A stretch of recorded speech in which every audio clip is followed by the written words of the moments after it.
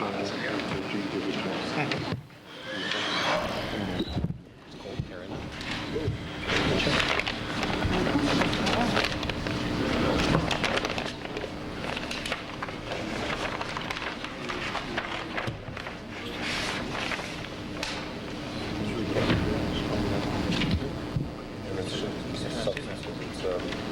yeah, the substances. That was from structures. Okay. Tonight, or because we're just setting the hearing tonight. We'll just advertise it. Oh, okay. Just advertise it.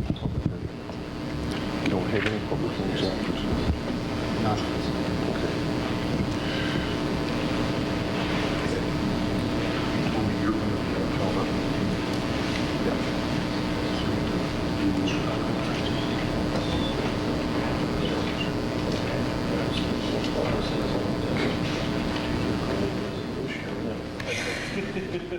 So I figure it must be that time of year, you know? Does Angelica go to this? I hope so. I hope not. Yeah. You don't have anything for clerks? Not even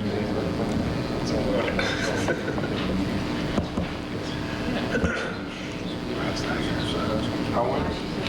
3 weeks.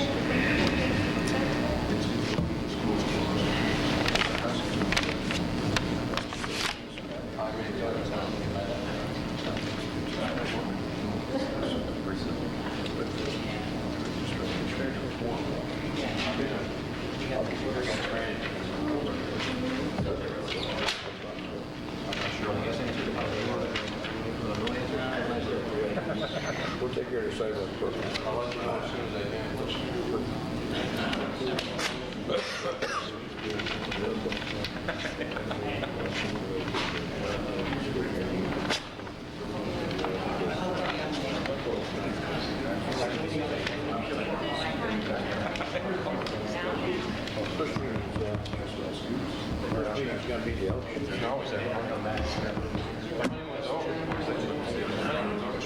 Please rise.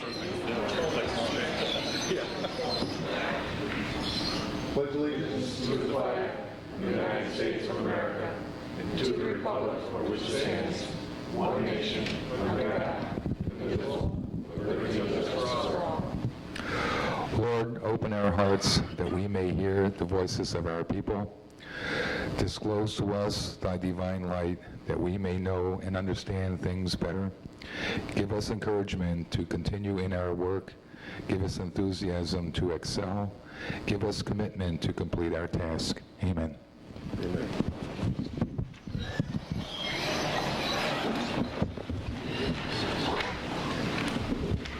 Clerk, call a roll. Mayor Staff. Here. Mayor Stafford. Alderman Lincoln. Here. Alderman Sahaski. Here. Alderman Weston. Alderman Sherman. Here. Alderman Thompson. Here. Alderman Woodward. Here. All present except for 3rd Ward, Your Honor. Thank you. First item. Resolved, the minutes of the council meeting held on March 21st, 2000 are hereby approved. Do I hear a motion? I'll move it. I'll second it. All in favor? Aye. Opposed? Motion carried. Next item. Resolved, the clerk's report for February 2000 in the amount of $4,500.32 is hereby received, approved, and placed on file. Do I hear a motion? I offer. Second. Second. All in favor? Aye. Opposed? Motion carried. Next item. Resolved, the city clerk be authorized and directed to advertise for a public hearing to be held on May 2nd at 7 p.m. in the council chambers of municipal building relative to a proposed local law which would amend Chapter 147, subsection 147-11, entitled Unsafe Substances. What's that one about? It's a problem in our law. There's a law about unsafe substances in the street, specifically like mud and stuff in the street. There's a little problem I found in potentially trying to enforce this against a particular business that there are 2 different ways to construe some of the wording in there, and I think that from talking to Chief Spahn, he and I both had very reasonable viewpoints as to how this could be construed, so this would clear it up. So that if we do end up enforcing it, we won't have a problem. Okay. Do I hear a motion? I'll move it. I'll second it. All in favor? Aye. Opposed? Motion carried. Next item. Resolved, the mayor be authorized and directed to sign a contract between the City of Fulton and Oswego Hospital for services relative to the Employee Assistance Program for calendar year 2000. I'll move that. This is just a continuation of last year's contract. We have a motion. Do we have a second? Second. All in favor? Aye. Opposed? Motion carried.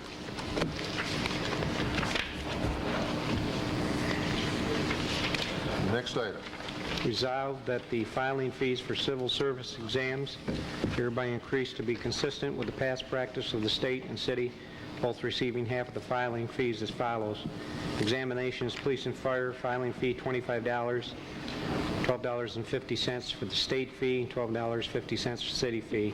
All other, $15, filing fee, state fee $7.50, city fee $7.50. This was brought about by an increase by the state in the state fees. It was just brought to our attention and will go into effect June 1st of this year. Do we have a motion? I'll move it. Is there a second? I'll second. All in favor? Aye. Opposed? I'm opposed.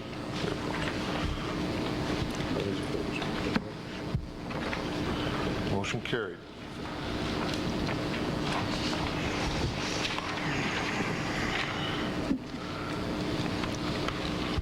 Next item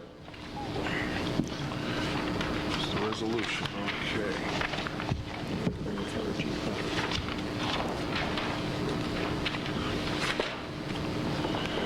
The next item on the agenda is a resolution of appreciation for firefighter Daniel Knight.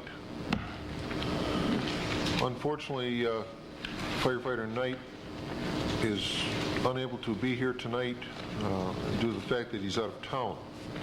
But I would like to read this into the record of this meeting. Whereas Daniel Knight retired from the Fulton Fire Department on March 18th, year 2000, and whereas for 20 years Daniel Knight has by his profession pledged his life so that all citizens could rely upon his professional training to feel safe in their homes and could also rely upon his professional training for various kinds of emergency care. And whereas Daniel Knight worked on the game well system in the Fulton Fire Department for several years until its removal, and whereas during his tenure with the Fulton Fire Department, he was always a solid and dependable firefighter who was admired by his fellow firefighters.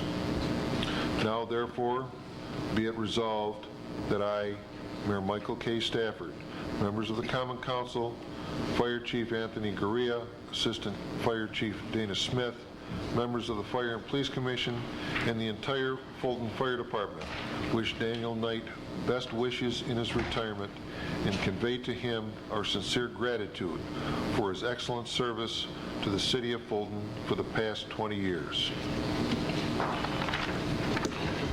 Chief, would you come forward?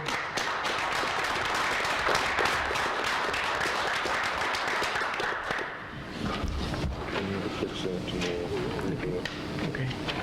Would you see that firefighter Knight gets this? Thank you very much. Say a couple words for Danny. By all means. During his time on the department, Danny was a very aggressive interior firefighter, meaning that he was not hesitant at all on getting inside the structures to take care of the business that needed to be done. It's always good to have those types of people. That will be missed. His service was good with the city. The game well system is the alarm system that used to be throughout the city, if anyone isn't familiar with it. For a number of years, he worked regularly maintaining that. until it was taken out when maintenance became a situation that we chose not to deal with anymore, and all the private alarm systems being installed. His service was good, and he'll be missed. Thank you. Thank you, Chief.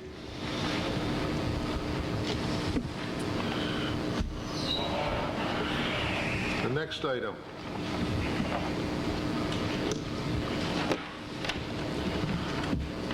We have a second retirement and a resolution of appreciation for Lieutenant Michael Calkins at the Fulton Police Department. Before I read the resolution, I had the privilege of working with Lieutenant Calkins for most of his 21 years on the department, and he has been a tremendous asset and will really be missed.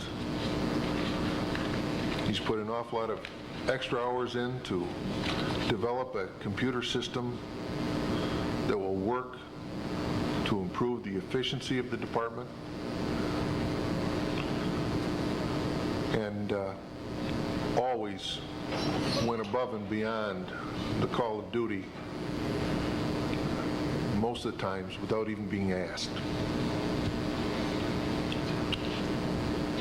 Whereas Michael Calkins retired after serving over 21 years in the Fulton Police Department, and whereas Michael Calkins' last assignment was as the Patrol Division Commander in 1997 until present, and whereas he served as the department's warrant control officer and his computer skills aided the Fulton Police Department in a variety of ways, and whereas he was recently honored at a luncheon at the Fulton Police Department, and whereas he served his community faithfully and will be sorely missed by the entire Fulton Police Department, and whereas his professional training ensured our citizens of their safety, where they could feel safe in their homes and on our streets, and whereas Michael Calkins, by his profession, pledged his life for the last 21 years to keep our citizens from the crimes that unfortunately plague our society today. Now therefore be it resolved that I, Mayor Michael K. Stafford, members of the Common Council, Police Chief Mark Spawn, Deputy Police Chief Peter Franco, the Fire and Police Commission, and the entire Fulton Police Department wish Michael Calkins best wishes in his retirement and convey to him our sincere gratitude for his excellent service to the City of Fulton for the past 21 years. Michael, thank you.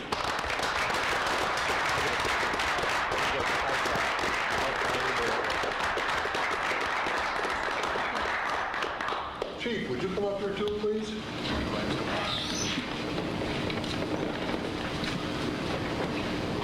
We'll step right back here and let the press have a little shot. Mike, congratulations. Thank you so very much for everything you've done in the city. Thank you. Great. The road between two thorns.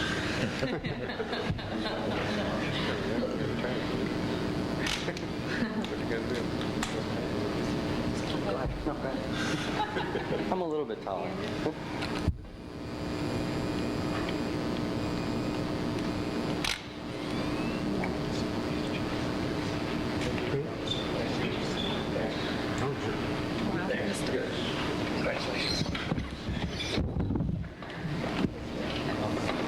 Enjoy your retirement. Good job, Mike.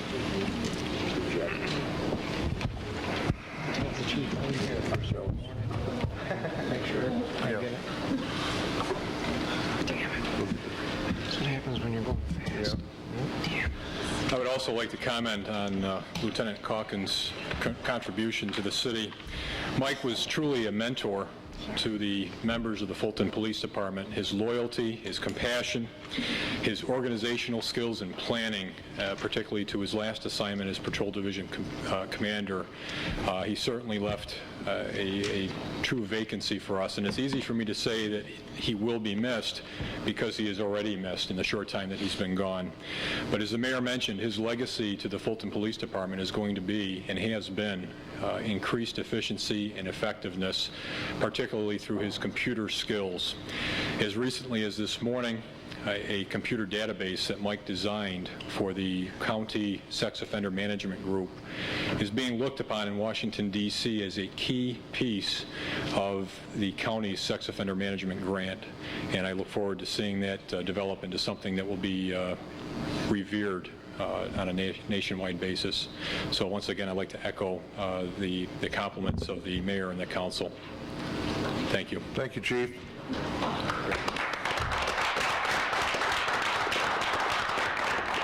Mike, will you be available as a consultant in the future? Whatever you need here, I'm beholden to the city. Thank you. Next item. Resolved that Mayor Stafford, Executive Assistant John Crook, and City Attorney David Hawthorne be authorized to attend New York State Conference of Mayor annual meeting to be held from June 4th to June 7th, 2000, Saratoga Springs. Is there a motion? I'll move it. Second. All in favor? Aye. Opposed? Motion carried. Next item. Resolved that pursuant to Chapter 162, Section 162-9A of the Fulton City Code entitled Abandoned Vehicles, the Code Enforcement Department or agents are hereby vested to enter onto public property at 461 West First Street and remove the abandoned vehicle at said location. I'll move it. Second. Is there a second? Mayor, just to clarify that, that's on public property, right? That's, Yes. Yeah, okay. We have a motion and a second. All in favor? Aye. Opposed? Motion's carried. Next item. Resolved, the city clerk be authorized and directed to advertise for a public hearing to be held on Tuesday, May 16th, 2000 at 7 p.m. in the council chambers of the municipal building relative to a proposed local law adding a new chapter to the Fulton City Code, Chapter 171, entitled Vessel Regulation Zone. Do I hear a motion? I'll move it. I'll second it. All in favor? Aye. Opposed? Motion carried. Next item. Resolved, the city clerk be authorized and directed to advertise for a public hearing to be held on May 2nd at 7 p.m. in the council chambers relative to a proposed local law which would amend the city charter regarding residency requirements for the planning commission members. Do I hear a motion? I'll move that one too. Second. All in favor? Aye. Opposed? Motion carried. Next item. Resolved, the city clerk be authorized and directed to advertise for a public hearing to be held on May 2nd relative to a proposed local law which would amend the city code regarding residency requirements for zoning board of appeal members. Do I hear a motion? I'll offer that, Your Honor, but just to clarify that is now the people that don't live in the city are on these boards, and we're going to try to confine it to the city. No, there aren't people on the boards, but in reviewing the ordinances, we found that there were not residency requirements, and I think it was an oversight, and I believe that the members of the Planning Commission and the Zoning Board of Appeals should be city residents Yeah, I agree. since they're dealing with our city and its future. Yeah. I just wanted to clarify, that's what we're, okay. That's what we're doing. We have a motion? I'll second it. Yes, we do. Okay, in a second. All in favor? Aye. Opposed? Motion is carried. Is there anyone in the audience that has any business to bring before the council?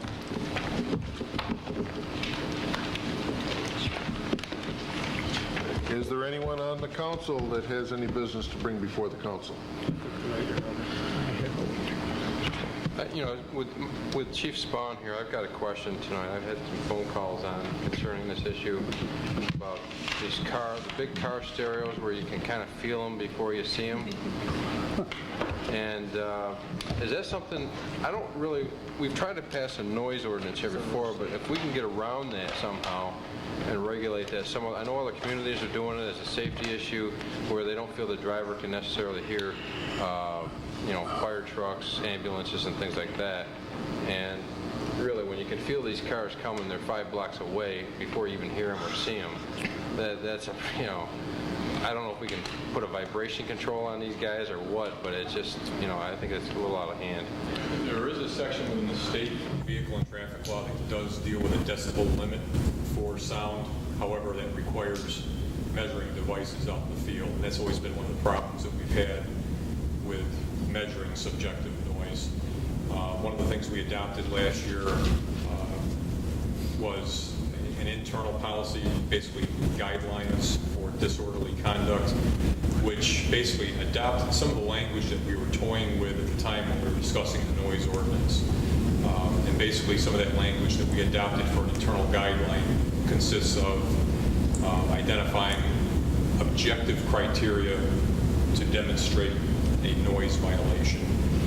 So currently, most of what we're dealing with for noise violations is a state penal law statute of disorderly conduct, which is not decibel specific. It's just basically subjective. So that's what we're using. So it is something that if you do come across these vehicles, that they can be ticketed in some fashion or not? It really depends on the circumstances. It really depends on the circumstances of the incident. It's more, if I might add, it's probably more likely if someone's stopped in front of residents sitting there with something playing than if they're just driving through. Most of our noise complaints tend to be from properties, from fixed properties, as opposed to vehicles. But part of the reason for that is because the vehicles are so transitory that it's pretty much a nuisance in motion. I wouldn't be at all surprised to see the state modify the vehicle and traffic law in regards to this issue, as well as I know they're looking at the mobile phones and the use while driving. I think both of these items are under review by the state at this time. And if they can change this by state law, it would be easier than trying to do it individual cities and localities. Well, just the percussion alone, I know there's no way that the individual, whoever's in the vehicle, can hear anything going around. It definitely can be a safety issue, no doubt about it. Thank you. Anyone else? Your Honor, I received a letter on April 3rd, 1:15 p.m., and I was asked to read the letter to the mayor and the council and to enter it into the minutes of this meeting. Go ahead. The letter is from L.D. Squitieri, dated April 3rd, Common Council and Mayor. Gentlemen, due to my being out of state during this meeting and that of the 18th, I asked to have my comments read into the record through proxy by the city clerk during public address.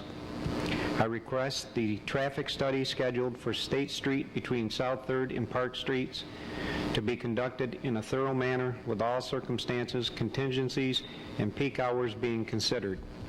It should be a mechanical counter rather than an eye count.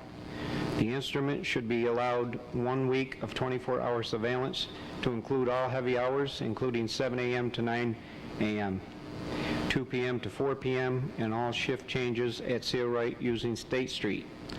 My recommendation as a 15-year resident would be to allow the existing sign, which worked well for 10 years, to remain, and relocated 30 feet west towards South 3rd Street, which was its original location, placing it on the west side or right side of the driveway on the south side of State. This would allow OCO vehicles to leave their parking lot using the full maneuvering space allowed by approaching the curb on the south side of the street directly across from the lot. This will also give needed backing room to the 2 residencies housing 5 apartments, making for heavy traffic, which narrowed street during winter months, with narrowed street during winter months.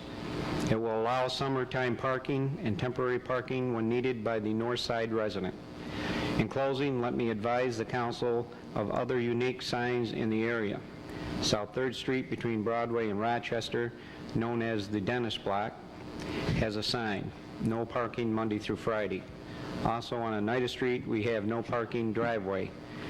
We've all seen do not block driveway. Uniqueness is not a viable reason to remove a 10-year sign. Thank you for the allotted time. I know you will do what is right for all residents involved, not appeasing anyone while ensuring safety and livable conditions for all. Respectfully, Al Squitieri. Thank you. Anyone else? Yes, please do. I'd like to just give a little report about how the census is going in our city. I received from the Census Bureau yesterday an initial response, and the initial response from the city of Fulton was 60%. Obviously, that's just the initial response, but obviously we want that response to be 100% if we can get it that way. The good news is we're above the national, state, and county levels as far as anybody else on our census. We are 14 percentage points ahead of Syracuse, and we're in Oswego County. We're the top city in Oswego County as far as initial response. So the committee is very happy with this response, and what we would like to see is those people who have not filled out their forms to please get them in, because it is law that they must be filled out, and if they do not fill them out, there will be census takers coming back to the people who have not responded. Also, for those people who would like assistance in filling out their forms, we do have a census assistance center set up in the community room of the municipal building from 2 to 4 p.m. Wednesdays and Fridays. This assistance center allows all sorts of languages that we have for instructions. We have 32 different languages, so no one should be afraid to come in because they don't speak English. So we're asking everyone to please use the assistance center and to make this as a complete count for the city of Fulton and for Oswego County as possible. Thank you. And just to add to that, Joe, just want to remind everybody that the volunteers that are working this assistance center did receive training from the Census Bureau, and everything is confidential. So they know what they have to do, and everything will be confidential if you come in for assistance. And it's very necessary for everyone to complete their census form and send it back in. Not only is it required by law, but it also, as it's been said on many television promos lately, it can affect the amount of state and federal funding that we receive here. So we need 100% count. That's what we're looking for. If there's nothing else, I will entertain a motion to adjourn. Move to adjourn. Second. All in favor? Aye. Meeting is adjourned. Okay. Those guys now. You gonna go catch my soda for a minute? Sure. Looks like a lot of good things on there.